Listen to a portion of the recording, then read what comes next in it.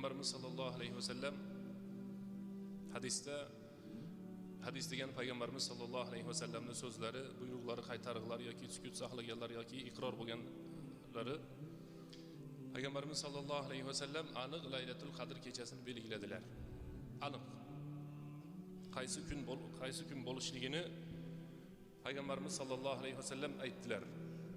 Aytmoqchi bo'ldilar. To'g'riroq. So'ngra tashqariga chiqsalar, ikkita odamni talashayotganligi haqida Peygamberimiz sallallohu alayhi ve sellem ko'radilar. Ikkita odam talashyapti. Ba'zan yetmasa talashadi, ba'zan oshib qolsa ham talashaveradi. Talashdi bir nimasi yo'q. Shayton aralashsa talashaveradi odam. Yetadi lekin talashaveradi. Peygamberimiz sallallohu alayhi ve sellem mana shu ikkala insonni isloh qilmoqchi bo'ldilar, vaqt ketdi, isloh bo'ldi. So'ngra xitob qildilar. Men Laylatul Qadr kechasini sizlarga aytib bermoqchi edim. Ammo Laylatul Qadr kechasi mana ikkalaylar talashganinglar tufayli meni yodimdan ko'tarilib qoldi. İltamisuha fi ashril awakhir min Ramazon. Ramazon oyini oxirgi 10 kunligida Laylatul Qadrni endi har kuni qidiringlar dedi Peygamberimiz sallallohu alayhi ve sellem. Mana endi har kuni biz qidiraveramiz. Ushlasang sariq bo'lib qoladigan, tilli bo'lib qoladigan degan so'z yo'q. Oldin bizga dinni tushuntirishlik uchun shunday qilib aytishgan. Biror narsani ushlasa nima bo'larmish? Tillaga aylanib qolarmish. Biz aytamiz, tilladan oltindan ko'ra qimmat bo'ladi, balki 83 yillik ibodatga aylantirib beradi Alloh taolo. Bu oltinni nima qilasiz? Oltinni masalan aka ukani, ota-onani, qo'shnini, mahalla ko'yini urushtirayotgan o'sha oltin tilla. Oltindan ham qimmatroq. Alloh subhanahu va taolo Qur'oni Karimda Laylatul Qadri xoyrun min alfi shahr. 1000 oydan ko'ra bir kecha afzal deyapti. U kechamiz 4 soat bo'lishi mumkin, 10 soat, 5 soat bo'lishi mumkin. Qishki yozgi vaqtlarga qarab.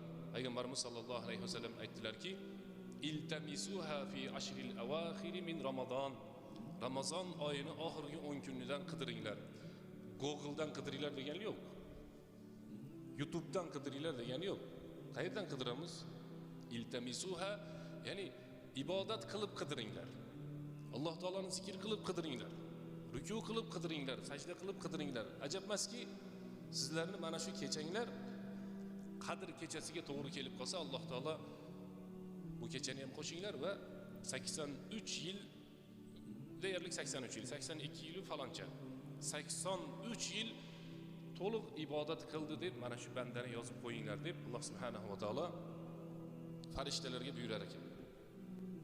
Masalan, bir ikki kunlardan beri telefonda yoki so'roq savollarda domlada alohida savolimiz bor edi. Ha, bemalol alohida savol bo'lsa, men jamoatga bir hadis aytaman deb tayyorlanib turgan edim. Keling. Domla shu Qadr kechasi qaysi kunga to'g'ri kelib qoladi? Shuni to'chinisini aytib o'rsangiz yaxshi bo'lardi. Bilganimda men Qadr kechasiga kelardim masjidga. Men o'zim bilmayman. Chunki Peygamberimiz sallallohu alayhi ve sellemni yodidan ko'tarilib qoldi. Oxirgi 10 kunlik deyildi hadisda. Demak, savollar paydo bo'lsa, birodarlar, sizlardan so'rashsa yoki o'zingizlar so'ramoqchi bo'lsanglar, Alloh taoloning hikmatidan va Alloh taoloning rahmatidan oxirgi 10 kunlikni ichida Laylatul Qadr kechasini qidiringlar deyapti. Kim? Peygamberimiz sallallohu alayhi ve sellem. Peygamberimiz desangiz bahroyib qarab o'tiradi. Salovat aytish kerak. Baxil inson salovat aytmaydi degan. Salovat aytishni bilamizmi? Peygamberimiz sallallohu alayhi ve sellem ismi chiqqanda nima deymiz? Sallallohu alayhi. Qo'rqmay aytavering, bu so'kinish emas, salovat. Bu ibodat bo'ladi. Sallallohu alayhi ve sellem deb hozir tushib ketib qolyapti yarmi. So'kib bersangiz baland qilib so'kib beradi, birodarlar. Peygamberimiz sallallohu alayhi ve sellem Ramazon oyi kirsa-yu, Ramazon oyi chiqsa-yu, gunohlari kechirilmasa burni yerga ishqalansin. Hadis davomichi? Meni ismim chiqsa-yu, salovat aytmasa burni yerga ishqalansin. O'sha hadisda kelgan. Meni ismim chiqsa-yu, salovat aytmaydigan bo'lsa, burni yerga ishqalansin degan Peygamberimiz sallallohu alayhi ve sellem nimalar bor? Hadislar bor. Shuning uchun Laylatul Qadr kechasini kutayotgan odamlar bu Qadr kechasini Alloh subhanahu va taolo ismini qarang, Qadr deyapti.